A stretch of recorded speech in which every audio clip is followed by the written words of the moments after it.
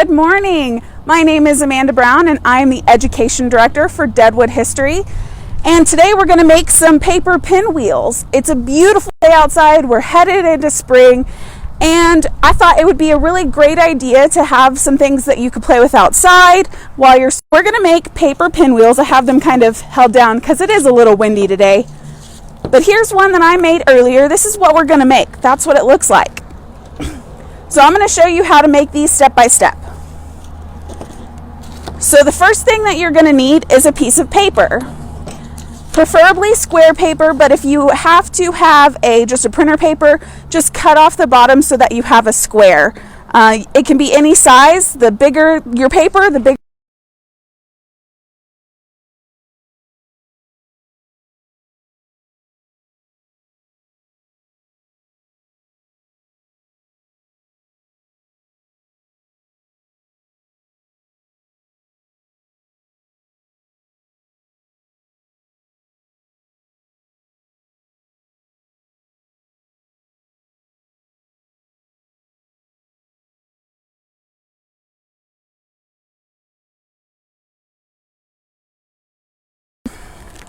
Because watercolors don't work without water.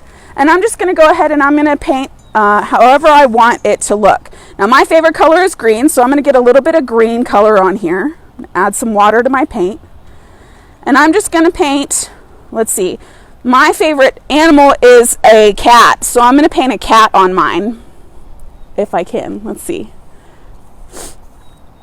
So there's the cat's head. Might need a little bit more paint. That's okay. And he's got some ears on here. And I might give him a little bit of a face, maybe in a different color though. Let's go with red. So we'll give him a nice little eye, couple of eyes. That's very pink. And we'll do a fun little cat face, and then we'll give him some whiskers. We'll do purple whiskers. I like purple whiskers. Give him some whiskers out here.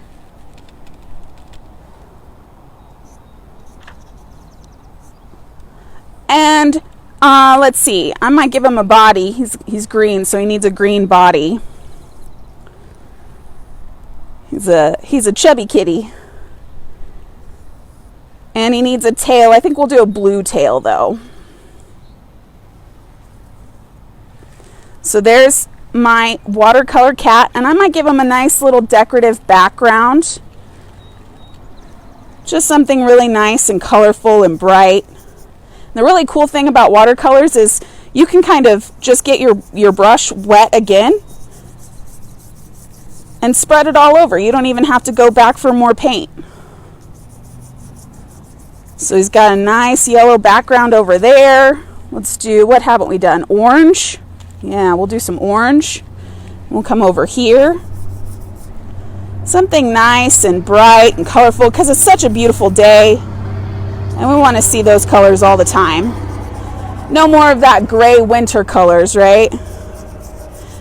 Another really neat thing about watercolors is that you can kind of mix them together so that they blend. So he's got almost like a nice little sunset color going on up here. So here's my cat right there. That's going to be what I make my pinwheel out of. Now, with watercolors, I do have to let it dry. So I'm going to set this one aside and let it dry, and then I'll make a pinwheel out of this later. But you guys don't want to wait for that, right? You want the actual instructions now. Put that there to hold it down. So I made one earlier with my watercolors, just like this. And this is what I'm going to make my pinwheel out of today. What I'm going to do is I'm going to put it decoration side down. If you do decorate both sides, great. Then you have one that has color all over it. But I only did one side, so I'm going to put it color side down. And I'm going to find the middle of my paper. You can do this by measuring with a ruler, like so. That's about 8 1/4 about 8 1/4 inches. So I'm going to find the middle of that, which is about 4 1/8 or so. So I'm just going to kind of eyeball it right there. And then I have my center. I put a little dot there just so that I know where it is. And then what I'm going to do is I'm going to take my ruler and I'm going to put it corner to corner. And I'm going to draw a line. Yep, I'm going to draw a line about halfway to my dot on both sides, so that it looks like that. I'm going to do that in the other corners too. Line up my ruler. Go about halfway until I have these 4 lines in the corners, just like that. Okay?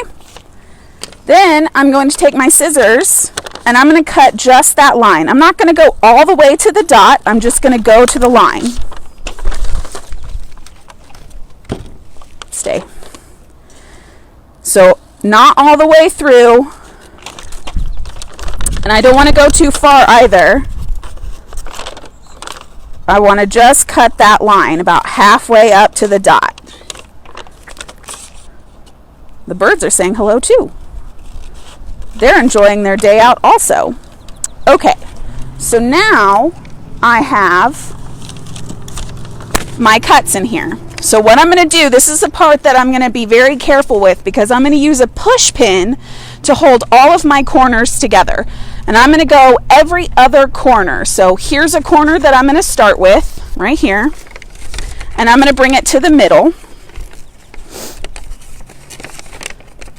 And then I'm going to skip this corner and go to the next and bring that one to the middle. And then I'm going to skip that corner and go to the next. And then I'm going to skip that corner and go to this one. And then I'm going to take a push pin and very carefully go through all 4 of those papers and the middle. And I want to make sure that I'm in the middle all the way through. Just like that. And then I'm going to take a straw. I have a plastic straw here, or you can use a paper straw. I'm going to put that in my pocket because that's trash, and we want to make sure it gets in the trash and not on the floor or the ground. You can use paper straws. You can even use pencils and just stick it in the eraser part of the pencil. But I'm going to go ahead and I'm going to use this straw. Got to take my trash so that I don't throw it on the ground. And I'm going to put the push pin right through the straw as well. So you want to be really careful. Right on in there. All right, now you're thinking, isn't it just going to fall off? Aren't you going to poke your fingers? Those are some very good questions. So what I'm going to do is I'm going to take a little bit of tape, just a tiny bit, not a lot, a very small strip, and I'm going to put it on the very back of this push pin. So I'm going to be very careful. Because I'm an adult, I know I can do this, but if you're a little bit concerned or you're not sure if you can do it, just go ahead and ask an adult and they can help you out.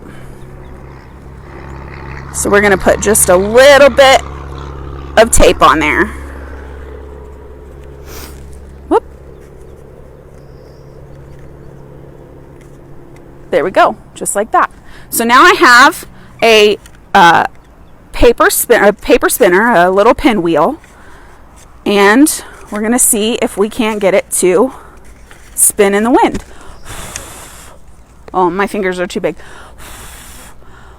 And it's going to take a little bit of practice, and of course now the wind has stopped here, but once it's windy and once you get this kind of loosened up a little bit,